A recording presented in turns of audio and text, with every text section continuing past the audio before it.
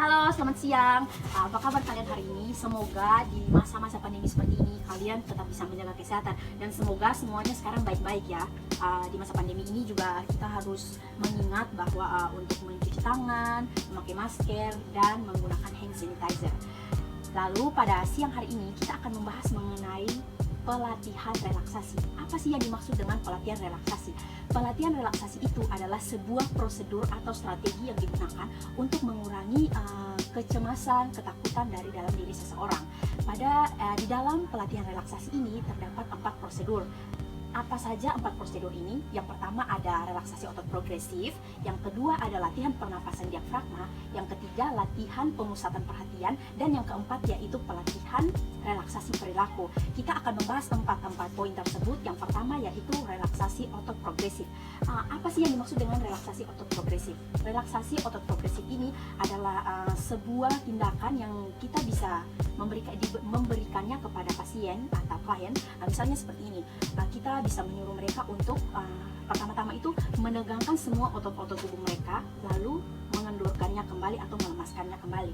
Tujuan dari relaksasi otot progresif ini juga berguna ketika pasien atau klien itu merasa bahwa sedang merasa ketakutan atau kecemasan ketika mereka membuat diri mereka itu mengunci semua badan mereka lalu mengendurkannya kembali atau melemaskannya kembali, itu mereka akan merasa lebih baik dari sebelum mereka mencoba relaksasi otot progresif ini.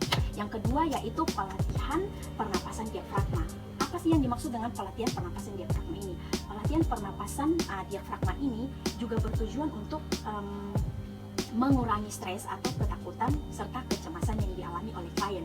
Misalnya contohnya ketika dia merasa cemas, merasa ketakutan, itu kita bisa memberikan dia latihan pernapasan diafragma. Contohnya seperti kita menyuruh dia tarik nafas secara pelan namun mendalam. Nah, dengan seperti itu dia akan merasa lebih baik dari sebelumnya, karena ketika mengalami kecemasan atau ketakutan pastinya klien itu akan mengalami detak jantungnya atau ritme nada napasnya itu cepat, dan ketika dia melakukan latihan pernapasan diafragma ini dia akan merasa lebih baik dan nada nafasnya itu lebih beraturan.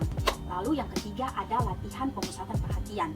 Yang dimaksud dengan latihan pemusatan perhatian ini, kita bisa meminta klien untuk lebih memfokuskan perhatian atau memusatkan perhatian agar dia itu terjauh atau terhindar dari sebuah kegiatan atau sebuah bayangan-bayangan yang membuat dia itu akan merasa cemas atau ketakutan. Yang kita bisa lakukan di sini contohnya itu seperti meditasi. Nah, itu dia akan lebih berfokus kepada satu pikiran saja. Yang berikutnya ada pelatihan relaksasi perilaku. Nah, dari pelatihan relaksasi perilaku ini hampir sama dengan pemusatan perhatian.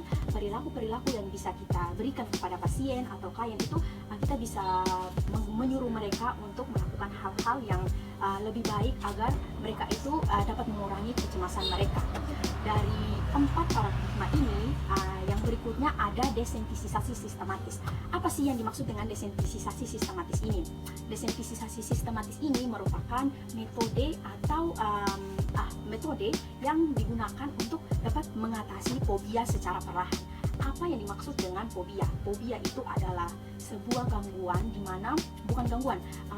sebuah rasa di mana klien itu merasa ketakutan yang secara berlebihan, lalu mereka itu selalu berusaha untuk mau menghindar dari tempat atau situasi di mana mereka merasakan ketakutan tersebut. Nah, pada desensitisasi sistematis ini kita juga bisa menerapkan 4 paradigma ini.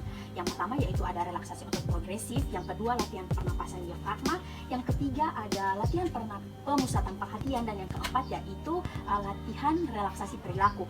Di mana bahwa misalnya ketika seseorang itu mengalami fobia atau dia memiliki fobia, misalnya saya memiliki fobia itu seperti takut terhadap balon. Nah, di mana ketika saya itu tidak perlu harus adanya kehadiran balon di situ lalu saya merasa takut, tetapi dengan membayangkan balon saja itu sudah membuat saya cemas, membuat saya itu takut, apalagi kalau ada balon di situ. Nah, karena saya takut dengan balon, di situ ketika saya atau teman saya atau klien itu merasa ketakutan dengan balon, misalnya fobia balon, maka ketika dia merasa takut karena hal itu, maka pastinya detak jantungnya itu bisa cepat, napasnya itu mulai tidak beraturan, dia mengalami cemas. Nah, ketika dia mengalami hal-hal itu, stimulus yang membuat dia itu merasakan hal seperti itu, maka kita bisa menggunakan cara atau metode desensitisasi sistematis ini, dimana kita bisa menyuruh dia, pada poin yang kedua itu seperti latihan pernapasan diafragma, kita bisa menyuruh bahwa silakan tarik nafas secara perlahan namun dalam. Nah, di situ ketika dia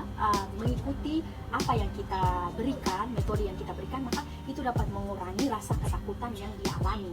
Jadi bukan hanya fobia itu bukan hanya tentang takut terhadap balon, tapi ada juga fobia ular, fobia kegelapan, fobia ketinggian. Nah, itu juga termasuk dalam sebuah fobia. Nah, dimana yang kita tahu juga teman-teman bahwa fobia itu memang salah satu ketakutan yang ada di dalam diri kita. Namun bukan karena ketakutan itu membuat kita selalu merasa cemas, merasa ketakutan, bahkan selalu merasa bahwa kita itu tidak aman. Bukan berarti kita harus menjauhi atau meninggalkan ketakutan-ketakutan itu di dalam diri kita. Namun fobia ini juga kita bisa mengatasinya secara perlahan, walaupun tidak secara permanen dia akan hilang. Namun secara perlahan ketika kita melakukan hal-hal untuk mencegah atau mengurangi fobia-fobia atau dampak dari fobia ini, maka kita bisa melakukan desensitisasi sistematis ini.